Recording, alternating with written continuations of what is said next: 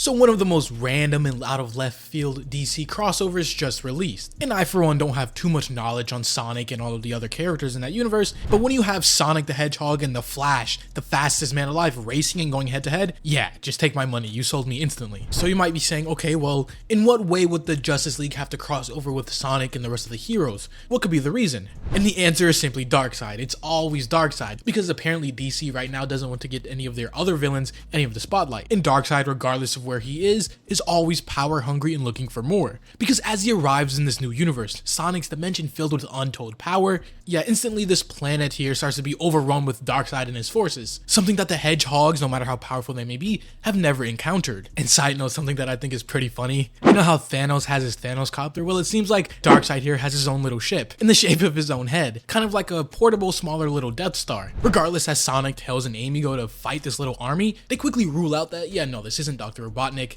and that these parademons are creatures that they have never seen before. And no matter how many they put down and defeat, portals open up and an endless army of them just come pouring out. So Sonic, doing what Sonic does best, utilizes his speed and gets everybody out of there, saying that if these things came out here, that means there are possibly other places around the world too. Because yeah, as we find out, Darkseid has launched a full planetary attack, an invasion, looking for something very specific, as we will soon find out, as you see Darkseid descending up, riding in his ominous head-shaped vehicle, approaching a floating structure, something called the Angel Island. As the comic goes on to say, the Father Box said the island is held up by something called a Master Emerald, which is being safeguarded by a singular lone guardian, in the form of Knuckles himself, which if Sonic is the personification of speed, Knuckles is the same for power and strength. And here we finally realize what Darkseid is doing at this floating interesting island. He is after this giant green Master Emerald, because as we see him talking to Darkseid upon their little ship, Darkseid says the Father Box also detects that this gem has the power to neutralize what we're searching for. Essentially for Darkseid and his plan, what he is searching for, this giant green emerald is almost like it's kryptonite, which is funny because it's green just like kryptonite as well, but it seems like this is the only thing that could stop his plans, so Darkseid simply says eliminate it. There's only one hang up. If he uses the ship's power, which we find out this giant Darkseid head ship is called the Ragnarok, then this giant floating head will lose most of its power. But Darkseid has one simple answer, saying, once I have obtained what I seek, power will never be a concern again. So yeah, Darkseid is up to doing Darkseid things, searching for the ultimate power to subjugate the rest of the universe, or universes in this case. And as Darkseid powers up his giant powerful beam, we see it is strong enough to not only obliterate the Master Emerald, but the complete island and seemingly Knuckles in a crossfire. And yeah, this so far just leaves a lot of things unanswered. Like, how did Darkseid and his forces even get to this universe in the first place? And since he is here, does that mean some of the other Sonic villains like Dr. Eggman among others are in the DC universe? Either way though, as we move back over with Sonic himself, he eventually makes it towards Sunset City, which again, it is being overrun by the parademons swarming the city, causing chaos, whatever. And so Sonic goes to do what Sonic does, going fast to see who he can protect, until he is met by somebody else on the same level as him, the Flash, the fastest man alive. And here are a couple very interesting things to note here. The first one being, we don't really get any confirmation if this is Barry or Wally. Now yes, it looks like the classic Barry Allen suit, but Wally over the years has wore this, and maybe in this crossover or separate universe, whatever this is from, he's wearing the same thing. And to further back this up that this might be Wally West instead of Barry Allen, immediately as they meet, we see the Flash confuse Sonic with being another character named Crackle. Now if you're not familiar, Crackle was essentially DC's version of Sonic. Not literally, but an inspiration. Because in an issue back in 1998, there was a story in which the Flash went against two cosmic beings in a race for the fate of Earth. Now eventually the stakes led to Wally having to race against instant teleportation, which in and of itself is kind of crazy. Like, how do you race and beat something that's in an instantaneous? But the Flash being, well, the Flash, eventually he is able to be successful, but only with the help and kinetic energy of this creature made out of pure radio frequency named Crackle. Crackle also being a speedster in his own way, and resembling the blue hedgehog that we see here. All of that being said though, Sonic is, well, Sonic, and he is much faster and has no idea who the Flash even is. And here we finally get to see one of the most hyped moments throughout this entire story so far. The Flash, the fastest man alive, going head to head and racing against Sonic the Hedgehog. And at first, who we can safely assume to be Wally here, he goes on to say, listen kid, I'm the Flash, I'm speed personified, instantly getting the upper head against Sonic. But in the same vein, Sonic then speeds ahead of Flash, saying if you are speed personified, then I am speed perfected. And listen, like, it doesn't matter if you think the Flash would obliterate Sonic, or you think Sonic just simply outpaces the Flash, you can't deny that this interaction with these two incredible characters is just not the coolest thing ever. But even as the Sonic races ahead of Flash, we see the Flash isn't too far behind, as instantly he starts gaining and gaining fast. But while these two heroes are meeting, we move over into the city, into the direct chaos of Darkseid's invasion, and see some other heroes make their introduction, in the form of Silver, who is another hedgehog with great power who works with Sonic, and John Stewart, a Green Lantern. And as we will soon find out and see, it seems like each of the Justice League members and hedgehogs and other characters a part of Sonic's team, they each kind of have almost a one-to-one direct counterpart to each other, with obviously Sonic and the Flash, Green Lantern here in Silver, Batman and Shadow, even as we will see Wonder Woman and Cyborg with Amy and Tails. But as Darkseid invasion rages on, we see his son Calibex also joins the battle, who is very powerful in his own right. But we also see that the heroes or hedgehogs of this universe are more powerful than they may seem at first glance, because even Knuckles goes on to almost one-shot Calibex himself. And it kind of makes sense, you know? Within the Sonic universe, world invasions or universe-conquering entities aren't exactly anything new to the hedgehogs. But at the same time, very few are on the level of Darkseid in the power he brings.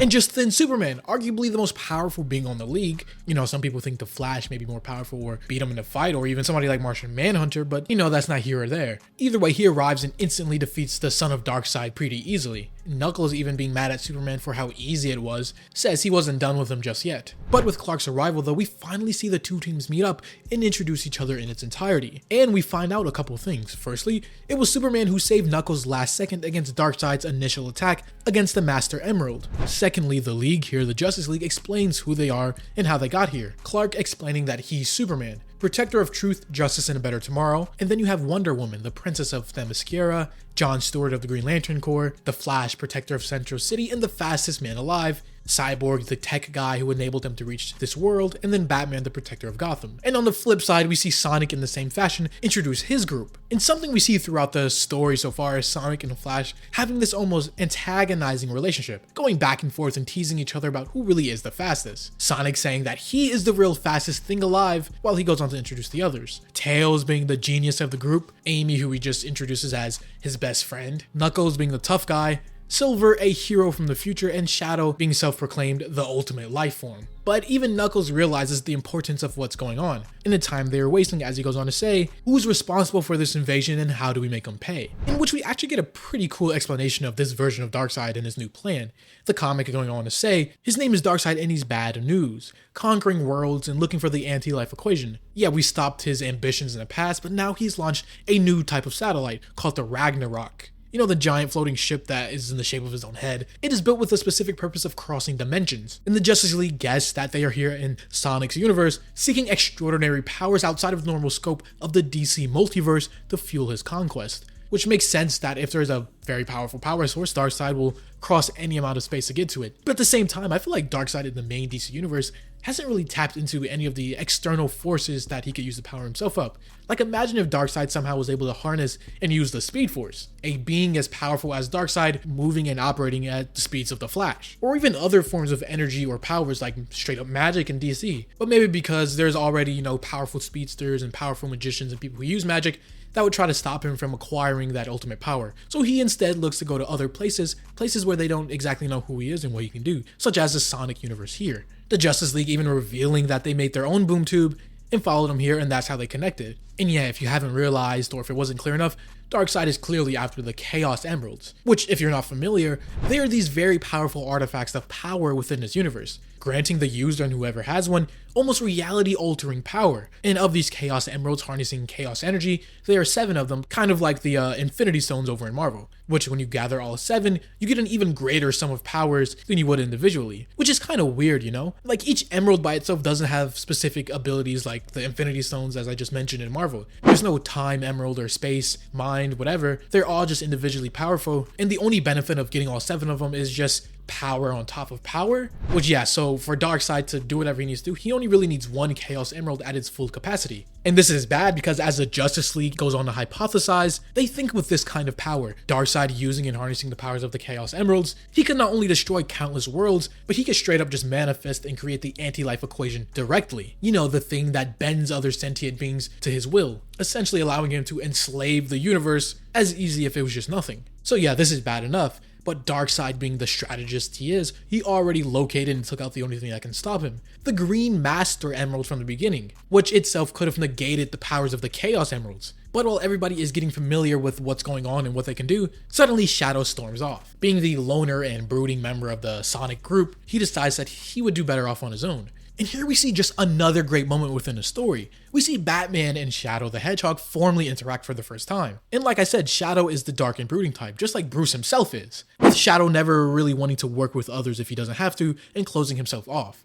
But Batman, Bruce Wayne, being the world's greatest detective, he instantly sees through this, going on to directly and correctly ask him, who was it? Who was the one you couldn't protect? The one you watched die in front of you? And of course, Shadow is just instantly just flabbergasted of how Batman could even know he went through something like this in the first place. But Batman, having lived in a place like Gotham, you kind of see it all already, so this isn't anything new to the Dark Knight. But eventually, Shadow does open up about what happened and why he is the way he is now, going on to tell Batman about a person named Maria, someone who was very crucial and helped Shadow, but also someone that Shadow wasn't able to protect as she was eventually gunned down by the military trying to keep him safe. So he swore to never let it happen again, never let anybody in. And throughout this entire interaction, dare I say they almost create a bond? Okay, maybe not that far, but they definitely come to an understanding of each other due to their similar trauma in their current mission. But could you just imagine for a second Batman as a therapist though? Like surely Batman, being as intelligent and capable as a detective he is, he would be more than good at identifying whatever problem you have, just like he did with Shadow here,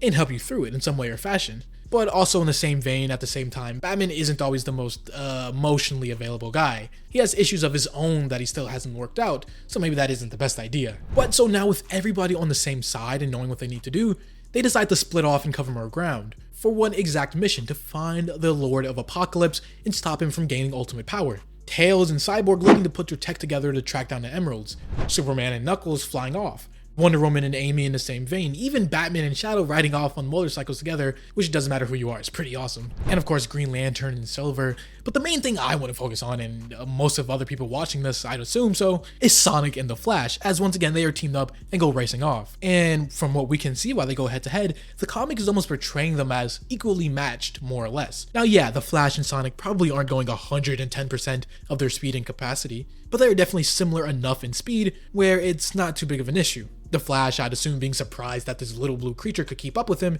while he goes on to question how did the Sonic get so fast in the first place? But it turns out the answer is just unamusing. Sonic's simply saying it's all natural. No crazy science accidents or anything, he's just simply a normal hedgehog, I say in quotations, and was just born like this. Also a side point, which I don't know if it will be brought up later on, but it seems like this Sonic universe, the place they're in, is out of the DC multiverse in general. So how does the Flash even have access to his speed and the Speed Force in the first place?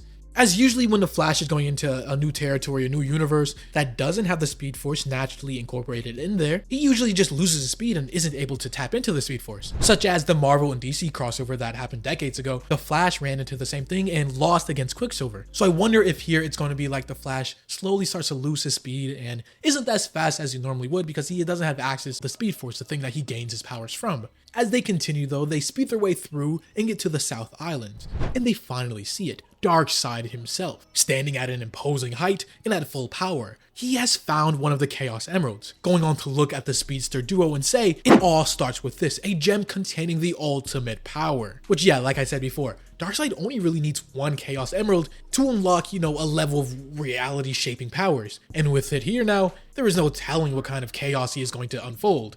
But we will see what happens next time as this issue and video comes to a close. If you have enjoyed, leave a like or subscribe if you're new and want to see more content just like this.